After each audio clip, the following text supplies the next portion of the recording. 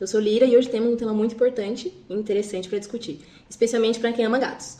Vamos falar sobre duas doenças que afetam nossos amigos felinos, FIV e FeLV. Para ajudar a gente a entender melhor essas doenças, convidamos o veterinário, o Dr. Igor. Bem-vindo, doutor. Bem-vindo, pessoal. É um prazer estar aqui. Para começar, doutor Igor, o que são exatamente FIV e FeLV? São doenças de caráter viral que acometem principalmente o sistema imunológico dos felinos. As duas doenças têm esse tipo de característica. Então, consequentemente, doenças secundárias se tornarão constantes na vida desses pacientes. Mas isso não é uma sentença de morte para o animal. Ele só precisa de ter alguns cuidados a mais durante a sua vida para que tenha qualidade, certo? E quanto antes o diagnóstico, melhor o prognóstico. Então vamos começar falando um pouquinho mais sobre a FIV. Como os gatos podem contrair essa doença? Bom, pergunta importante, né? A FIV, ela tem a capacidade de passar de um animal para o outro de forma horizontal, ou seja, entre indivíduos. Então, um gato com contato com outro gato. Essa doença, o vírus é eliminado pela saliva e pelo sangue. Logo, é muito comum a transmissão por arranhadura e mordedura. E quais são os sintomas do FIV? Por causa da FIV, doenças secundárias de cura difícil, linfadenopatia, quadros neurológicos costumam ser comuns. E, não tanto quanto a FeLV, mas a FIV também tem caráter oncogênico. Ou seja, ela induz o desenvolvimento de células cancerígenas. O gato tem muito problema com infecção urinária e respiratória. Então essas coisas... Isso. Essas duas situações são as que costumam aparecer. Então eu tô com meu gato e ele tá com uma doença, infecção urinária e não passa por nada. Pode ser um alerta. Pode ser. E o FeLV, né, que a gente falou um pouquinho da FIV, como é transmitido e quais são os sintomas típicos? Certo. Em relação à transmissão da FeLV, ela se assemelha um pouco ao que acontece com a FIV, com alguns poucos pontos de diferença, né? Falando da transmissão horizontal, ou seja, de indivíduo para indivíduo, o contato direto dos felinos, não necessariamente com arranhaduras ou mordeduras, pode ocorrer, porque ele é transmitido via saliva ou secreção nasal, certo? E aí tem também via aerosol, que é mais difícil, mas pode ocorrer, e fezes e urina. Outra pergunta dos sintomas típicos, né? Isso. Tá. Então, assim como ocorre na FIV, imunodeficiência, basicamente, né? Ele também atinge as células do sistema imunológico do animal. Então, também podem ocorrer essas doenças doenças secundárias de difícil tratamento. Porém, a capacidade do vírus da FeLV oncogênica é um pouco maior.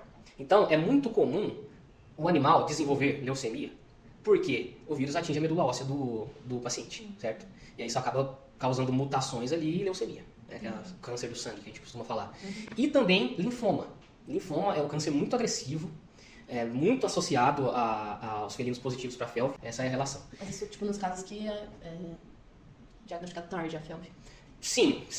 Assim, os tratamentos, existem tratamentos alternativos. Eles têm uma capacidade de reduzir esse potencial oncogênico da FeLV. Então, 100%, certo? Mas o linfoma em si, se for diagnosticado mais inicialmente, o tratamento não da FeLV, do linfoma, ele pode ser melhor. Existe a quimioterapia, muitas vezes tem que fazer um procedimento cirúrgico para retirada do tumor, vai depender da idade do animal, do estado nutricional. Estado nutricional é algo que pacientes de FIV e FeLV não tratados ou diagnosticados chegam num ponto bem debilitante, né? Eles ficam bem anorexos mesmo, assim. Mas enfim, então no caso da FeLV, diferente da FIV, esses casos de neoplasia são bem comuns. Tanto de leucemia, que é o que dá nome, inclusive, ao vírus, né? Mas também de linfoma e outros tipos de neoplasias. E os diagnósticos dessa doença, doutor Igor, como que a gente faz? O diagnóstico, ele ocorre de uma maneira, com associação de fatores, basicamente. Então, na clínica, a primeira coisa que acontece quando um animal chega na clínica, a gente faz o exame físico. A gente palpa o bicho. Depois a gente faz temperatura, depois a gente vê coloração de mucosa, tudo isso. Vamos supor que nesse exame a gente já começou a notar linfadenopatia. Certo. Se ele tiver anêmico, a chance de ser FeLV também é grande, então as mucosas não vão estar hipocoradas, né? Ela tem que estar sempre um pouco rosada. Então ela está mais branquinha, assim, mas provavelmente está anêmico. Então são dois pontos de indicação de diagnóstico, o exame físico é bem importante. Certo. Além disso, a anamnese com o tutor. Qual é a história desse felino, né? Se ele foi resgatado, se ele foi pego adulto, filhote. Tem que passar pra rua, né? Acesso à rua. Exatamente, se ele tem acesso à rua ou não. Se a mãe se pegou filhote, se a mãe era positiva para FeLV ou não. Enfim, isso tudo reúne informações importantes. E, por fim, e não menos importante, existem os testes. O teste mais utilizado na clínica, devido à praticidade e ao custo, é a ELISA. ELISA não é uma pessoa. Eu não conheço a ELISA. não fui apresentada. É um teste sorológico, né? ELISA é uma abreviação do nome do teste, que eu não vou me recordar agora do nome completo dele. Não, deve ser comprido. Mas no caso do teste, é um teste como se fosse Covid. Você pinga a amostra, no caso de Covid era de secreção nasal, né? A gente pingava ali.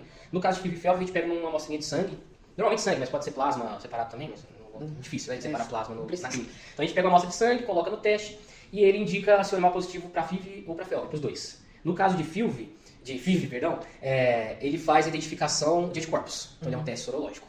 No caso de FeLV, ele faz a identificação de antígeno. Então da presença ou não do vírus ali, certo? Os testes, normalmente, a gente classifica eles de acordo com sensibilidade e especificidade. Né? Se ele é confiável ou não. E isso varia de 90% até 98%. Só que alguns cuidados devem ser tomados em relação ao teste. Primeiro de tudo, se o gato testou negativo, você levou na clínica hoje, testou negativo, volte em 60 dias para fazer o teste de novo. Porque se ele teve contato muito recente com o vírus, ele não tem uma carga viral circulante suficiente para que o teste dê positivo. Certo? Entendi. Então vamos supor que 5 dias antes ele pegou. teve contato com um dos vírus. A replicação não é o suficiente para que aponte o resultado positivo no teste. Então isso seria um falso negativo. Para evitar o falso negativo, a gente faz esse protocolo. Testa hoje e volta em 60 dias para testar de novo. Certo? Tem que ser 60, tipo, não antes nem. É bom, esse é um tempo viável para que o animal chegue em um pico de viremia. Certo? E aí vai acusar o exame. Outra situação, filhote. Se o filhote estava amamentando recentemente, ele recebe imunidade passiva da mãe. E por mais que ele tenha o vírus circulante. Então é como se ele estivesse tomando um soro ali, né? Por um tempo da mãe. E isso mantém a carga viral baixa. Se você fizer o teste, vai dar negativo também. Então em filhotes, a gente faz o teste depois da 16ª semana de vida. Que já é tempo suficiente para que a imunidade passiva deixe de fazer efeito. Certo? E é o mesmo protocolo. Deu negativo, 60 dias de novo, faz o teste novamente. Este é o método padrão que existe para diagnóstico. Também existem outros exames. Por exemplo, o PCR, né? Que é nada mais nada menos que a reação em cadeia de polimerase. Não, só dei PCR. O que ele faz? A gente pega a amostra de sangue. Se o animal for positivo, o vírus da FIV-FeLV estará na amostra. Então a gente tem um primer que identifica o vírus dentro da amostra e amplifica esse DNA. Muito bom. E ele consegue fazer o diagnóstico antes do que esse teste de ELISA, esse teste de clínica que a gente faz. Só que ele é financeiramente inviável. Então é bem mais caro. Bem mais caro. O nível de sensibilidade e especificidade dele é excelente, melhor do que o do ELISA, inclusive. Só que é muito caro, então a gente não costuma fazer. Se o doutor tiver condições, sim, né? Mas o teste não tem condições. Não é a maioria dos casos. E o teste de ELISA ele é suficientemente bom, se for feito da maneira correta. Né? Certo? E sobre a prevenção? Existe vacina para FIV e FeLV? Como os donos de gatos podem proteger seus pets? Método de prevenção mais eficaz para ambas as doenças é a separação dos positivos dos negativos. Outra coisa, limitar ou excluir o acesso à rua do seu felino. E existe vacina para FeLV. As vacinas para FIV não deram certo até então, basicamente. Existem diversos testes, né, sendo realizados, até então vacina para FIV não existe no mercado. E se eu tenho meu gato foi diagnosticado com uma das duas ou as duas, Tá. o que eu posso fazer, o que eu posso esperar de tratamento? Prognóstico, né? O prognóstico depende. Para que esse animal tenha uma qualidade de vida boa, primeiro de tudo, ele tem que ter uma vida tranquila. Gato costuma se estressar com algumas coisas. Então, qualidade de vida pro bicho, né? Nutrição, muito importante. Um ambiente confortável. E existem algumas medicações que a proposta é reduzir a capacidade patogênica do vírus. Então, doutor Igor, pra gente finalizar, o que você gostaria de deixar como mensagem final para os nossos ouvintes sobre FIV e FeLV? Bom, acredito que assim, a conscientização em relação a essas doenças é muito importante. Da década de 80 para frente, depois de uma espécie de conscientização das pessoas daquela localidade, houve uma redução significativa da presença dessa doença no local. Então, basicamente, a mensagem final que eu tenho é o seguinte: se você tem um gato, o teste. Faça os testes. Se ele não tiver a doença, vacine para FeLV e evite que ele saia de casa livremente na medida do possível. Eu acho que isso, com o passar do tempo, vai limitar o avanço dessas duas doenças. Isso já aconteceu em outras localidades e a gente pode usar de exemplo. Muito obrigada, doutor Igor, por conversar com a gente, compartilhar o seu conhecimento. Agradeço, muito obrigado aí a todos. Se precisar, estamos aí, @Igor Rocinho.